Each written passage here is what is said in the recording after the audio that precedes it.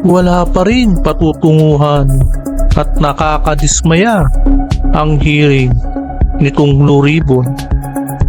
Allergic pa rin ang chairman sa pangalang Romualdez.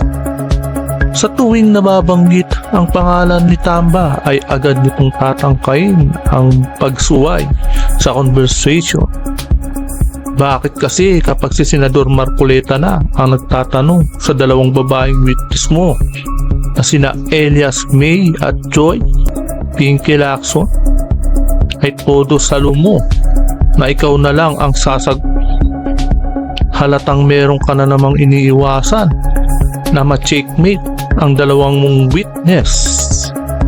Kaya ito ang nakita ng taong bayan dahil sa ipinakita mong pagsalo sa dalawa na witness mo na sina Elias May at Joy na para bagang isa kang alulod o imbudo, isa itong Blue Ribbon na walang kwenta na nangyari, na kaya siguro ayaw na talagang pumunta ni Senador Amy Marcos dyan sa Blue Ribbon Committee ay dahil sa swela na naman ang buong pangyayari. Ngayon, Carly, it's your turn. Ganyan pa rin ang script ninyo, siyempre. Statement na dapat sundin ang script ng amo nyo. Your Honor, okay lang po ba tanggalin nila yung face mask nila? Kasi sa totoo Ayan. po, talagang hindi ko sila naaalala kahit sa panaginip Dito makakatikim. ko na Grabe. nagising ako ng For you to bangungot. identify them, it's for them to identify you. No? Ang galing din, di ba? Ganyan siya ka galing maggarapal ng kumbaga magprangka ng witness. Naalala nyo ba nung pinatawag si Sara Ilago, si Lauren Badoy, si Eric Celis, sila rin yung mga dalawa rin yan. Silang dalawa rin ni Tuta Soto nun eh. Nung iniimbestigan sa sa Senado eh. Kumbaga pandemic na nun. Ganyan na ganyan. Ganyan na ganyan siya. Style niya ganyan. Kumbaga nagtatanong, may resulta, sila na rin nagtanong, sila na rin ang nagsabi ng resulta. Ganyan sila.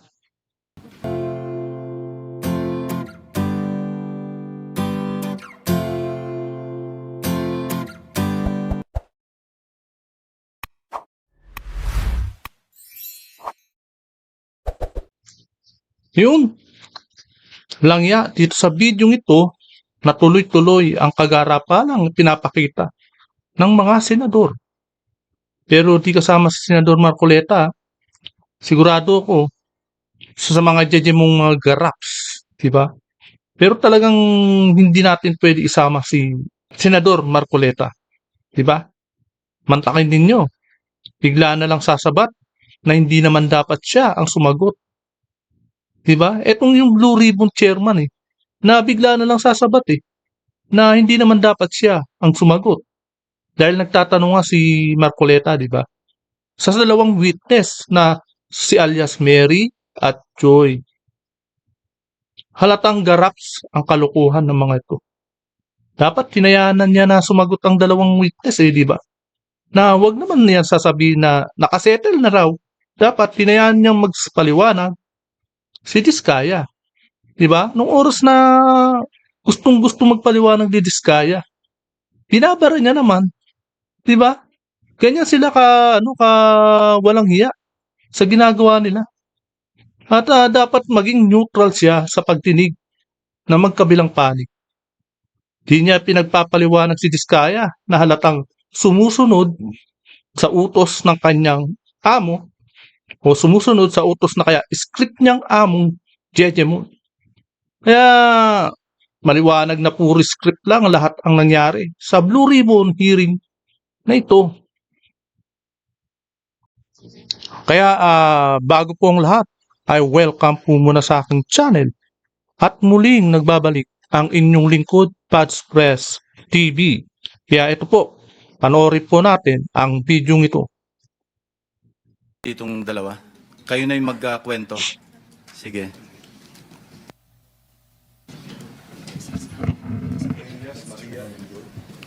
Good afternoon po. Do we have their real names? Nandiyan naman sa invitation. Thank you. Okay, so we are working for our boss, Rico Ocampo, who was the previous tenant of 30 Tamarind at Forbes Park, 30 Tamarind South Forbes. South Forbes. Yeah. Kayo yung mga staff ni Mr. Rico Ocampo. Kami po, yes po, office staff po ni Yeah. Sir. Na siya yung tenant doon sa bahay na naibenta noong April 2023. Go ahead. That is Continue. correct, Your Honor. And then, during that time, January 29, we were CC'd sa email sa boss namin that we are being evicted January 31 at 3 p.m. Dapat nakalabas na kami ng place. Unfortunately, sa sobrang dami po ng gamit, we weren't able to comply with their deadline.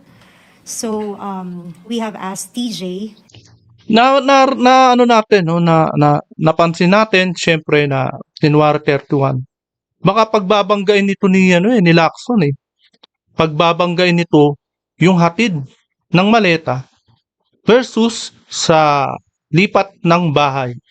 At syempre, lipat ng bahay o kaya anong petsa na nandoon si Romualdez na nakatira. Kung kailan tumira si Romualdez na ibabangga sa paghatid ng maleta ng bilyon-bilyon, di ba? Baka ganyan ang gawin niya, eh. Yan ang pwedeng mangyari na baka yung paghatid ng maleta, baka sabihin na, ay wala pa, hindi pa nakatira si Romualdez, di ba? O kaya yung paghatid ng maleta ng bilyon-bilyon na sasabihin ay hindi, nakaalis na si Romualdez. Wala na, hindi pa nakatira doon sa bahay na yun. Parang ganyan ang mangyayari. TJ Conti, who is the broker from Turnkey Properties. Nakipag-coordinate po kami to have an extension. And we were given until February 3, I think. That was already 2024 po. And eventually you were evicted. And 2025, who informed you that you were being evicted? We were informed by our boss po. It was parang email po ng law firm. And then sinisi po kami ng boss namin for us to be aware that we have to leave the place by January 31, 2024 at 3 p.m. Yeah, I January. was able to talk to your boss, 2024. si Mr. Rico Ocampo. And he made mention na meron kayong nakaharap nung you were forcibly being pushed out of the residence. Nabanggit niya si Carla Discaya. Would you confirm that? That was February 1 po. Yeah. TJ Conti, he introduced us to the contractor, but he didn't mention the name. Yeah. But how did you know that Ito yung yung sinasabi dapat na nagtanong siya dapat kay Diskaya na kung kilala niya ba si Conti, 'di ba? Dapat ganun. Walang nangyaring tanungan na ganun. contractor being referred to by TJ Conti Kasi ito si Lacson, one-sided lang talaga. is actually Mr. Discaya? Well, actually, sir, we already mentioned to our boss nung lumabas yung mukha po ni Mr. Diskaya. Nasabi ko, Saan lumabas ang Sa mukha? TV po, when the flood TV. control project is being brought up. No? During the hearings. Yes, during the hearings. Okay, sabi so- ko sa boss ko. So sabi hindi ko- sa sa YouTube. Sabi ko po sa boss ko, Hindi tsaka sa colleague ko, tingnan niyo, kumbaga hindi sa social media, hindi sa YouTube, 'di ba? ma'am, tingnan mo pong maigi itong mukha na to. Hindi ba ito yung contractor na pinakilala sa atin ni TJ Conti? And then we both agreed na siya nga. And he was physically there. He was physically there. How long did you talk to Mr. Discaya? It's less than 5 minutes po, pero kasi natandaan namin siya because he was the one manning the people na sinabihan pa na tulungan kami para mapabilis yung pag-move out namin. Kindly narrate the conversation that took place between you and Mr. Discaya at that point in time. Okay, during February 1 po, it was just a short introduction by TJ Conti. He mentioned that he is the contractor. And then February 2, medyo nagtagal po kasi nakiusap na nga kami na we really cannot matanggal lahat ng mga gamit dahil sa sobrang dami. And he also mentioned to us na contractor ako dito eh. Meron din kaming deadline. And then we both asked. Yun, isa pa yan, di ba? Di ba sinasabi ng babae na contractor kami dito eh. Di ba? Kailangan matanggal na yung mga gamit, di ba? Ayan, tinanong dapat ni Lacson, ni Pinky Lacson si Diskaya, na totoo ba ang sinasabi nitong babae ito? Wala, hindi man lang nagtanong. Kaya yan yung yung na nadidismaya si Marcoleta eh. 'Di ba? Baka pwede po namin pakiusapan yung may-ari, yung bagong nakabili ng bahay. And then he also mentioned that si Romualdez ang nakabili. And then after po nun, That's according to Mr. Diskaya. that is according Okay. to the contract. Gusto lang nila idiin ng Diskaya no. Na gustong na kunyari pinagbibintangan niya si Romualdez na minimension niya yung pangalan ni Romualdez. Isa na namang taktika itong ginagawa ni Lacson. Now, nandito tayo ngayon sa pagdinig, ano? Kung makikita niyo personal, si Carla Diskaya, makikilala niyo? Yes, Your Honor. Pakituro niyo nga kung naandito siya sa Kunyari ka pa magsasalita ng ganyan. Scripted naman yung ginagawa ninyong sa witness mo. loob ng session hall. Lapitan niyo na lang kung sino diyan sa among the resource persons. Hindi, Para formality, di ba? Scripted na formality. Ganyan ang ginawa niya. Ganyan ang ginagawa nila ngayon. lapitan mo na lang at hawakan mo na lang sa balikat, hindi magagalit yan. Your Honor, Excuse pwede me, po bang... you will be recognized later. No? Tuloy lang natin itong proceeding muna. Sige, miss. Pareho kayo na ina-identify nyo na siya mismo yung kaharap ninyo na sinasabing ang may-ari ng bahay, si Speaker Romualdez, at kailangang umalis na kayo? Kindly answer, use the microphone. Tama po, Your Honor. Tama po, sir. So maski ngayon, sa susunod na panahon, sa ibang pagkakataon, ganyan pa rin ang inyong magiging statement. Correct, Your Honor. O ngayon, Curly, it's your turn. Ganyan pa rin ang script ninyo, siyempre. Statement na dapat sundin ang script ng amo nyo. Your Honor, okay lang po ba tanggalin nila yung face mask nila? Kasi sa totoo Ayan. po, talagang hindi ko sila naaalala kahit sa panaginip Dito makakatikim. ko na Grabe. nanaginip ako ng For you to bangungot. identify them, it's for them to identify you. No? Ang galing din, di ba? Ganyan siya ka galing maggarapal ng kumbaga magprangka ng witness. Naalala nyo ba nung pinatawag si Sara Ilago, si Lauren Badoy, si Eric Celis, sila rin yung mga dalawa rin yan. Silang dalawa rin ni Tutas Soto noon eh. Nung iniimbestigan sa sa Senado eh. Kumbaga pandemic na noon. Ganyan na ganyan. Ganyan na ganyan siya. Style niya ganyan. Kumbaga nagtatanong, may resulta, sila na rin nagtanong, sila na rin ang nagsabi ng resulta. Ganyan sila. Gusto ko sanang magtanong lang sana sige, go kung ahead. papayag ka. Of course. Yung tungkol dun sa Tamarid House sa South Forbes, yung binabanggit mo kanina, di ba? And then you were asking for some parang leeway in terms of a few days para i-vacate ninyo because you're not yet ready with all the things that you need to move out, di ba? Sino yung may-ari ba talaga nung bahay na yon? Your Honor, hindi po kami aware kung sino po yung owner mismo, but we are... I will answer that. Ang may-ari po dati, Yan na naman tayo. Grabe, no?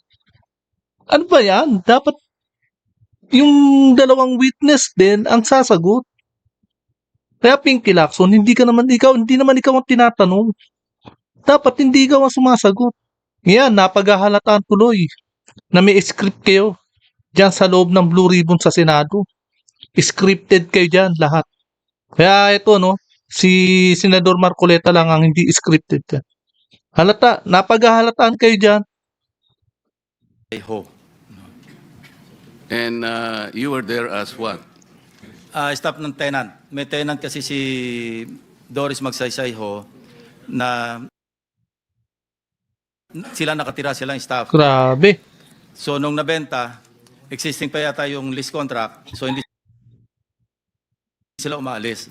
Pero pinipilit silang umalis nung bagong owner. And allegedly, ang bagong owner is Martin Romualdez. Yun ang sinasabi. Yun ang sinasabi mo kanina. Yes. At referring to Diskaya. No. Let's based on documents, yung Natataranta na si si Senador Pinky Lacson dahil mukhang may tinatago eh. Baka may mabubulgar. Kaya hinaharang mo na yung mga tanong ni Senador Marcoleta. Hindi kaya may hinaharang dahil may tinatago. bahay na ibenta sa isang corporation, Golden Peasant Holdings Corporation. Incidentally, the major stockholder, also used to sit in the board of at least 2 corporations associated with the former speaker. Ito yung Benguet Corporation. I think mining yata ito. Yung isa yung may joint venture sa ABS-CBN. Dito yung pangalan. Teka. Romualdez something.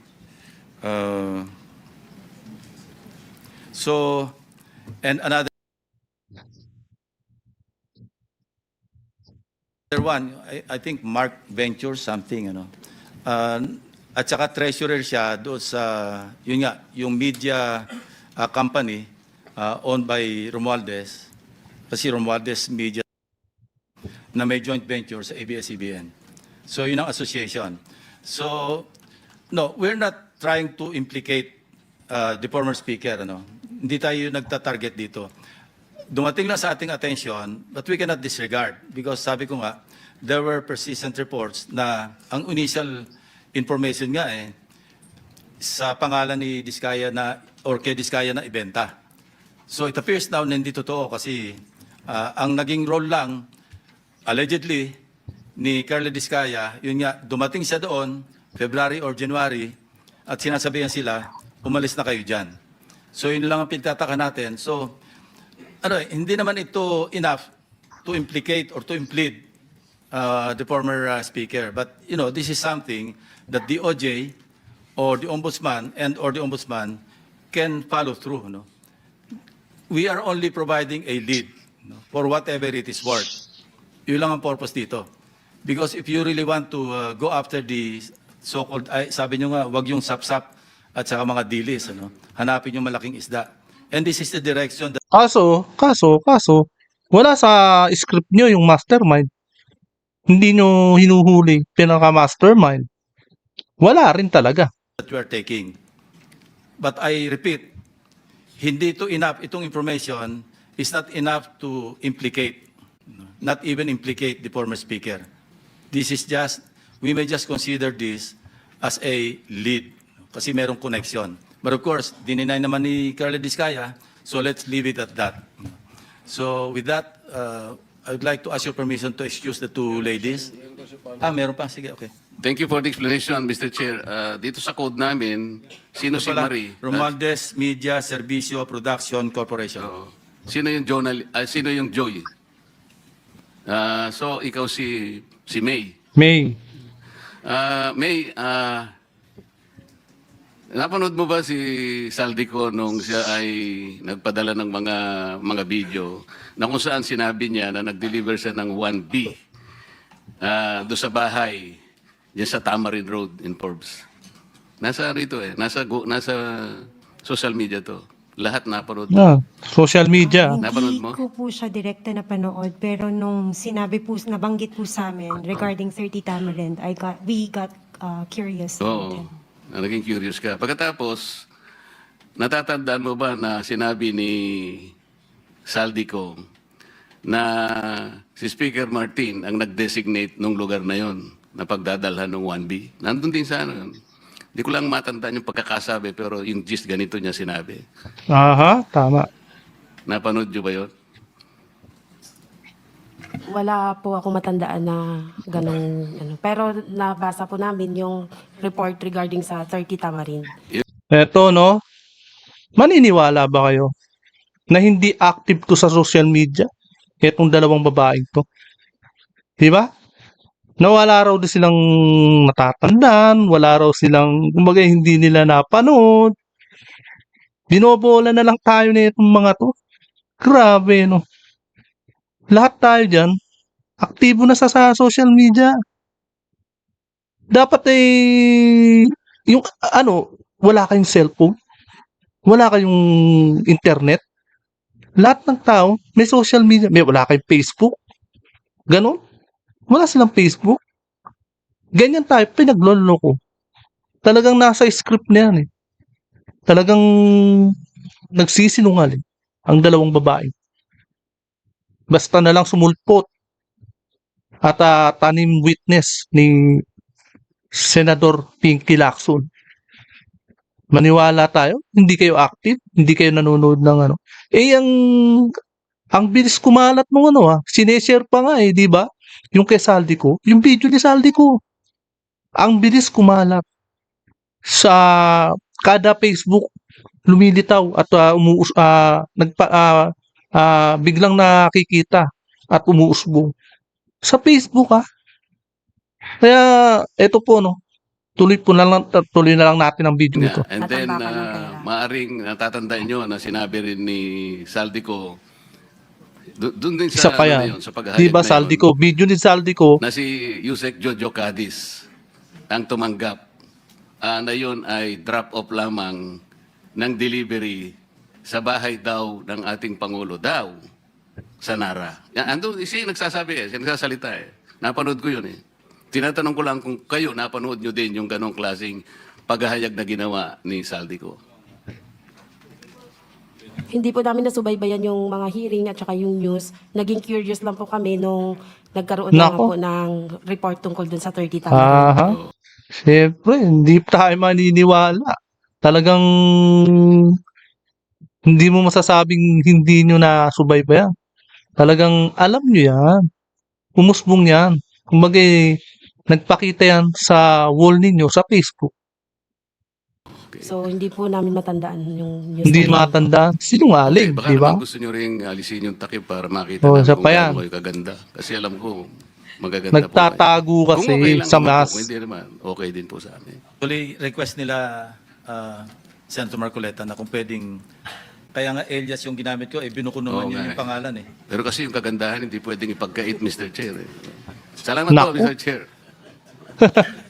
Grabe. Your Honor, wala po kasi akong maalalang transaction Well, at saka that's your nakapas. option to deny. What we're establishing kita nyo. here is the fact. Nasa kanya agad ang resulta. Hindi niya nga pinagpapaliwanag yung diskaya. Nasa kanya agad ang resulta. Tingnan nyo. Siya agad ang nagbigay ng resulta. That there are two witnesses present here under oath na sinasabing nagpunta ka doon at ninename drop Oo. mo, totoo man o hindi, si Speaker Romualdez na siya nagmamay-ari, bagong may-ari nung number 30. Pagpaliwanagin mo muna si diskaya. Binibigyan mo agad ng resulta conclusion Tamarin Street sa South Forbes. Yun lang naman It's not for you to be Naku, able to, yun lang hindi naman naman. ikaw ang witness Kunyari against pa them na yun lang naman. I don't know if I'm correct. Secretary Bida, kindly help me out or... Ngayon tatanong-tanong ka sa abogado, sa DOJ, bugok din yan. Yung pinagtatanungan mo, bugok din yan. Na hindi nga rin na hindi rin makapagpaliwanag ng maganda kay Marcoleta yan. Nagtatalo nga sila ni Marcoleta, di ba? Ba't diyan ka magtatanong? Dong, PG Dong, tama ba yon? Wala siyang karapatan na i-identify yung nagturo sa kanya? Opo.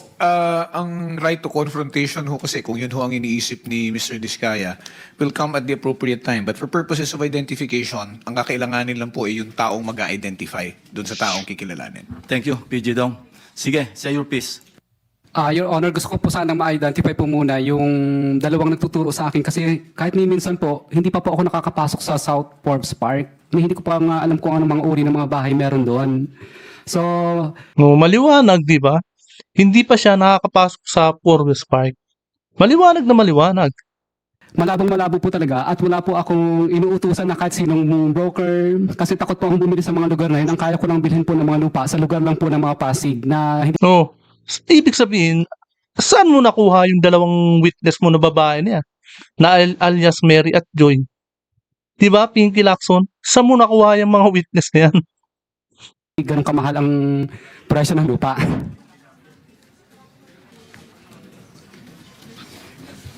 Hindi ko naman sasabing bumili ka eh. Hindi naman yan sinasabi, ikaw ang bumili. Anyway, Hindi nga siya bumili dahil hindi naman siya nakakapasok pa sa Forbes Park. Ang problema, pinagbibintangan siya ng dalawang witness na bumili nga ng lupa ay ng bahay. 'Di ba? Pumasok at pinapaalis na yung may-ari. Yan yung yung taktika mo na mali-mali. that's it, ano? Huling-huli na. Ang sabi, Mr. Okay, Chairman, nalilito ka na rin naman. Nalilito ka na rin sa gagawa mo dyan sa Senado. contractor daw. Ikaw daw ang contractor. Yun ang sabi. Hindi sinabing ikaw ang bibili. Ah, Hindi, bakit, ikaw daw ang contractor. Hindi niya nga, dapat, inintindi nyo na hindi nga siya nakakapasok ng Forbes Park. Yun na nga yun eh. Your Honor, hindi po talaga, hindi pa po kami So, di ba? nakakapasok sa Forbes Park Settle na yan. isang beses. Kaya, maliwanag na maliwanag. Hindi pa siya nakakapasok ng Forbes Park. Ngayon, eto naman ang sasabihin. They pointed to you, then Binabara mo naman si Diskaya eh. Maling-mali na nga yung script ng ginagawa ninyo sa witness nyo eh. Sablay nga eh. Tapos ngayon, babarahin mo. Halatang halata kayo. Kaya binabara mo na at pinaprangka mo na si Diskaya. identified you and you are denying. Period. Senator Amy. Na, tumbot pa Alam ko hindi period lang pa. nakakabahala. Etong dalawa, si Senador Marcoleta at si Senador Amy Marcos. Dito, talagang mabubunyag. Talagang kung ano yung nakakadismaya na observe nila sa Blue Ribbon Committee na yan. Kasi pinakamaraming parte ng ating mamamayan ay halos nagagalit sa nangyayari. Totoo. Totoo yan. Talagang observation na lang ng mga taong bayan niya. Kaya nga, nakakatabad, kumbaga yung panonood mo ng Blue Ribbon eh. Expected mo na talagang sarswela lang talaga. Para bang ipinagkikibit balikat lang, ito halos nilimas ang kabangbayan. Ganun po kahirap na ang bansa natin ngayon. Balik po tayo dun sa dalawang testigo na iniharap ng chairman ng Blue Ribbon na nakatakip ang kanilang muka, yung dalawang binibini na di umano ay mga staff ng nagre-renta dun sa bahay na pag-aari ng isang tao. Meron ba kayong napansin doon nung ako'y nagtatanong sa kanilang dalawa? Sana po ay makapagtanong naman ako sa inyo. Meron ba kayong napansin nung tinatanong ko yung dalawang testigo kung sino po yung sumasagot? Oo, yun kanina. Biglang bumabara eh. Binabara niya agad si Marcoleta. Siya na rin na sumagot, di ba? Yan ang napansin namin. Kasi po kung nagtatanong ang isang katulad namin at dinidirekta yung tanong sa kanya, dapat siya po yung sumagot, di ba? No, dapat yung dalawang babae, yung Mary and Joy ang sasagot kay Senador Marcoleta. Si Senador Marcoleta, dinidirekta niya yung sa dalawang babae, di ba? Iwanan na po natin yun kung hindi nyo napansin. Ang ibig ko lang sabihin dito, Napansin namin. tinatanong ko po siya, bakit kaya kayo napunta doon kung ang inyong layunin lang pala ay ituro yung Diskaya na sila pala yung ginamit na nagpapaalis sa kanila dahil yung daw bagong may-ari, kailangan na yung bahay na tumihingi sila ng ilang panahon pa lang dahil napakahirap maglipat ng kanilang mga gamit. So yung pala si Diskaya lang pala yung itinuturo na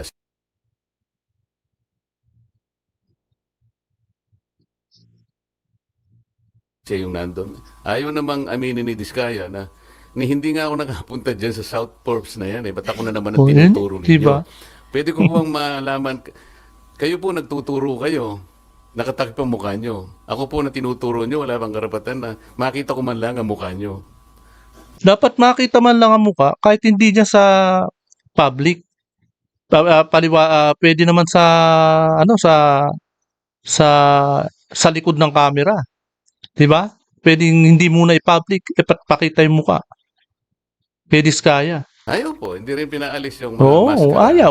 ayaw talaga. Pero ang isa pong importante doon na dapat napansin nyo, yung sinabi nilang address, 30 Tamarind Street. Kung napapansin nyo, yun ay bahagi ng paglalahad ni Saldico na sinabi niya yung isang 1 billion pesos ay doon i-deliver. Kasi yun ang drop-off point na sinabi, sabi niya, ni Martin Romualdez sa akin, diyan mo dalhin. So, Tamarind. Ang gusto ko sana dapat mayroong mga tanong pa doon eh. Bakit hindi Wala. natin tawagin kung sino yung may-ari? Nasaan yung kontrata nasaan yung discontract? Di ba? Nabanggit lang ang pangalan ni Martin Romualdez, Kaya nga, gusto na nga pauwiin. 'Di ba? natapos na kami. Ang ini-establish pala nila na si Diskaya pumunta ron para sabihin na yung bagong may-ari, pinaalis na sila. Anong weight doon, sir? Yun nga. Wala. Kaya gusto ko mapansin ninyo lahat. Bakit kinailangan pumunta pa sila doon? Yun lang bang gagawin natin? Ang mga tao, May malalim ganun yan. ang expect. Sigurado ako, may malalim na plano yung mga yan para mapawalang sala at hindi involved si Romualdez diyan sa hatiran ng 1 billion na maleta na yan. Parang gusto na nga nilang i-lead si Romualdez diyan at hindi mapawalang sala, yun nga. Parang gusto nila mapawalang sala. Yan ang pinupush ng Blue Ribbon ngayon. Etong si chairman na Pinky Lacson. Expectation po nila eh. Kaya po siguro napilitan Kumbaga kami sinasabi nating absuelto. Yan ang gusto nilang mangyari dyan. maglabas na ng minority report. Hindi nila sa kung ano pa man bagay. Ang mga tao po kasi nagtatanong, ano po ba nangyayari na dyan? Simula po nung ako'y nawala na po na chairman at napalitan nga po. Nung ilabas namin si Gutesa, sinabayan naman yun ng aming legislative break. Matagal po yun. Hanggang sa mag-resign naman si Senator Ping. So, ang mga tao Isa rin niya sa script. Maliwanag na maliwanag. Urong sulong. Kaya nga siya napagbibintang ang bakla. Dahil nga urong sulong eh.